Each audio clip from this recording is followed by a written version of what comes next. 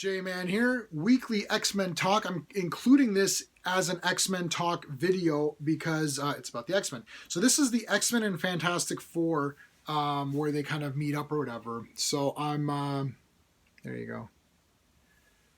I'm really liking this a lot, I gotta tell ya.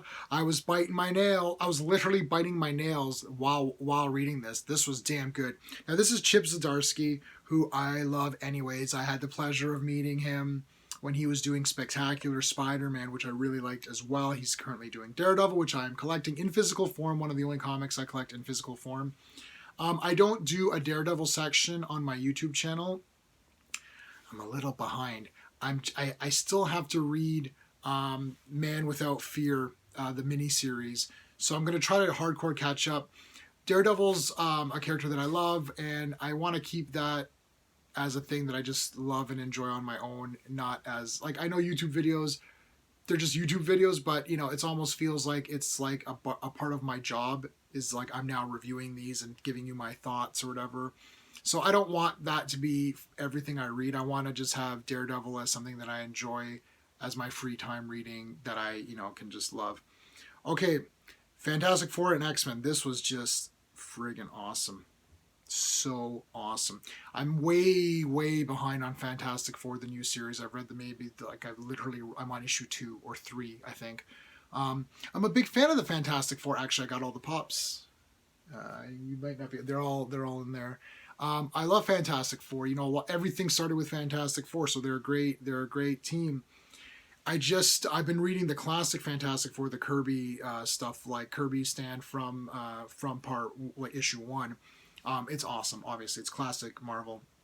I always love the characters. The Thing is one of my favorite characters as a standalone character. One of my favorites of all time. Marvel 2-in-1, which was the Thing teaming up with other guys. Love it. One of my favorite comic series of all time. Just love that series. I love the adventure and the color and the action. And Ben Grimm is a really amazing character, and he's a bit underrated. Or maybe he's not underrated because I think people like him. But anyway. Okay, so this is about Franklin Richards. Now he's actually a mutant, so I didn't know that. I guess he's a mutant. I didn't know what his classification was. Valeria is human, according to this or whatever. So basically, Professor X is he gets Kitty Pryde. Oh, and Chip writes Kitty perfectly. I love her in this book. She's got her classic costume. Thank God. Chip needs to take over some of these other books. This is just a fantastic number 1. I gotta tell you, man, like, it's a nail biter. And so spoilers are in effect as always for all my videos because I'm just giving you my thoughts. So he wants Franklin to come live on Krakoa. Now Franklin's powers are actually decreasing. I don't really know because I haven't read this Fantastic Four run. If somebody wants to give a brief, outline, go ahead in the comments below. Help some of the people out who don't know what the hell's going on. So I guess his powers are diminishing, and Reed is trying to figure something out. One of the things that I really liked in this issue is there's a section where Ben and Franklin are talking, and Franklin suggests that perhaps Reed doesn't want to cure Ben or himself. Maybe just like, unconsciously or subconsciously, like he just doesn't want to because he needs the Thing and he needs Franklin's powers. I thought that was very interesting. Just the mentioning of that, and it brings a lot of things, possibly different angles. This is the scene here where they're talking. I don't know if you can. It's always difficult for me to show you guys, but they're talking in a restaurant. Really cool. So yeah, that was a really good moment. And then when the FF and the X-Men have a battle, it's awesome. And this is one of these books where you don't know who to side with. Like usually in these conflicts, there's always like, well, there's the good guy and the bad guy, and if they're both good guys, one is more in the right than the other.